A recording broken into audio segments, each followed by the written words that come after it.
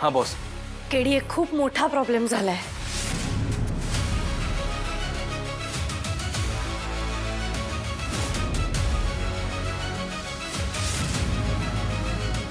निशी तिथे कशाला? मला माहित नाही. मला असं वाटतं की कदाचित तिला युवराजवर डाऊट आलाय. केडी आपल्याला खूप जास्त अलर्ट राहावं लागणार आहे. ठीक है बॉस.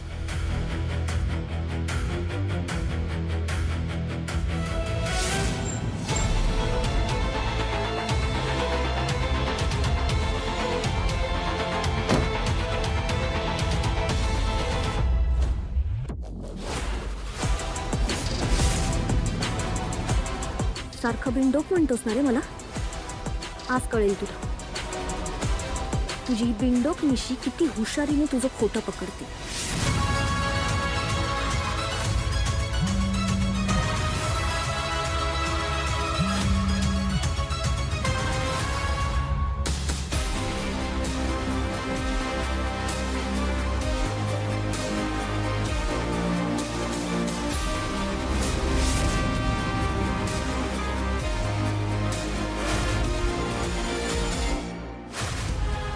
शिकार समोर उभं आहे.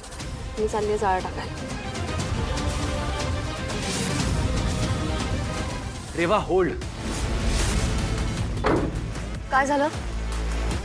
निशीला संशय आलाय. ती तिकडेच आहे. अरे यार. केड्या, तुझा भाऊ बिंडोक आहे का? एक साधा अफेअर त्याला लपवता येत नाही बायकोपासून आणि तुम्ही म्हणता याला हलक्यात घेऊ नका.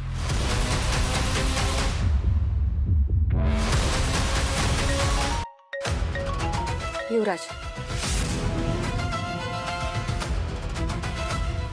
हाय बेबी. काय कुठे राहिलीस? येणार आहेस ना आज नक्की? Of course I am on the way. मी येतेच आहे. नक्की की आजी आजोबांनी पुन्हा लेक्चर वगैरे सुरू केलंय? तुला खोटं वाटतंय का? प्रूफ हवंय? नाही प्रूफ कशाला ग, तूच ये ना स्वतः, म्हणजे मला कळेल तू आलीस. आणि हो, युवराज खांडेकरला वाट बघायला आवडत नाही हा बेबी, तुला कळलं असेलच. केड्या, ह्या निशीला खरंच कामं नाही आहेत का? म्हणजे तुझं अफेअर नाही सापडलं तर आता नवऱ्याचं अफेअर शोधायच्या मागे लागली. निशी प्लीज फोन उचल, नाही तर तू खूप मोठा घोळ घालून ठेवशील. हिचं काय आता फोन उचलला ना तर 100 प्रश्न विचारेल. आज ही मुलगी कोण आहे ना ते बघणं जास्त इम्पॉर्टंट आहे तारिणी.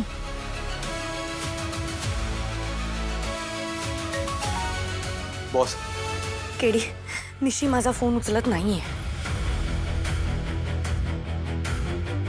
बॉस, हा जर पुन्हा वैतागून निघून गेला ना तर तुम्हाला एंटरटेनच करणार नाही परत. नाही नाही नाही, असं काही होणार नाही.